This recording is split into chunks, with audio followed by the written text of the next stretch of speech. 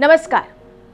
पर्यावरण में लगातार आ रहा परिवर्तन किसी से छुपा नहीं है। इसी साल की शुरुआत में उत्तराखंड के जोशीमठ शहर के जमीन में धंसने की घटना से न सिर्फ हिमालय क्षेत्र बल्कि पूरे भारत देश के लोग सहम गए हैं।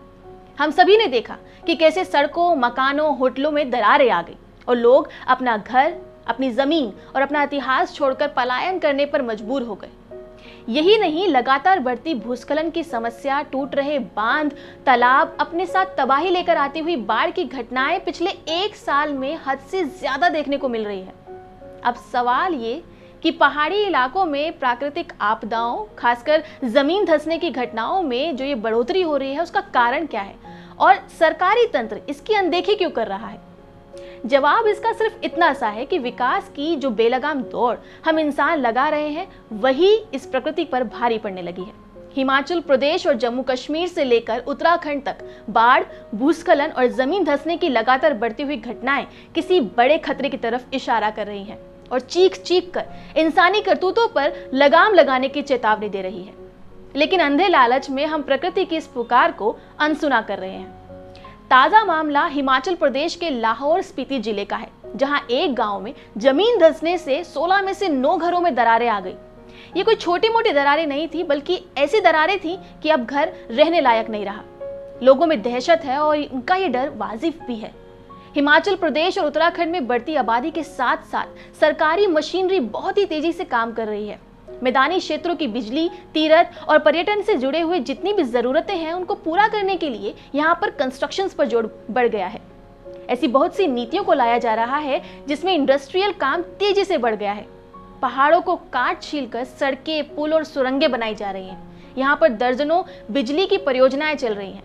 आपको जानकर हैरानी होगी कि ज्यादातर काम पहाड़ी इलाकों में सेफ्टी स्टैंडर्ड्स की अनदेखी करके हो रहे हैं।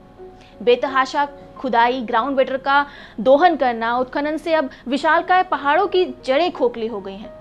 एक रिपोर्ट की माने तो जमीन से हद से ज्यादा पानी निकाल लेने की वजह से कुछ पानी की जगहों पर मिट्टी भरने लगी है। सुनकर बहुत आम सी लगने वाली ये बात जमीन धंसने का कारण बनती है। दरअसल अनप्लान डेवलपमेंट और सरकार की दूरदर्शी सोच नहीं होने के कारण बनाई गई ये नीतियां पूरे पारिस्थितिक तंत्र को नुकसान पहुंचा रही है।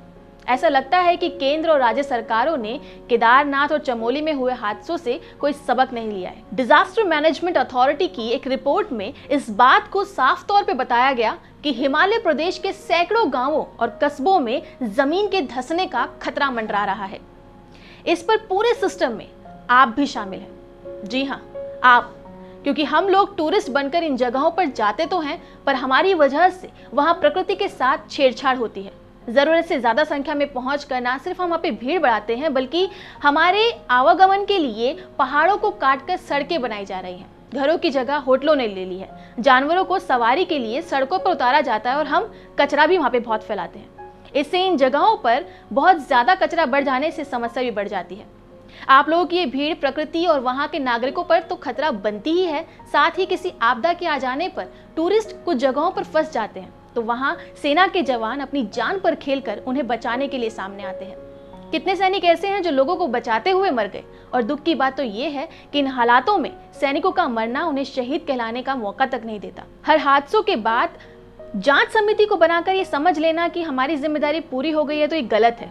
अगर समय रहते पहाड़ों को बचाने के लिए कोई ठोस कदम नहीं उठाया गया तो हालात बहुत भयानक हो सकते हैं। इस पर आपकी क्या राय है, हमें कमेंट करके जरूर बताएं। नमस्कार।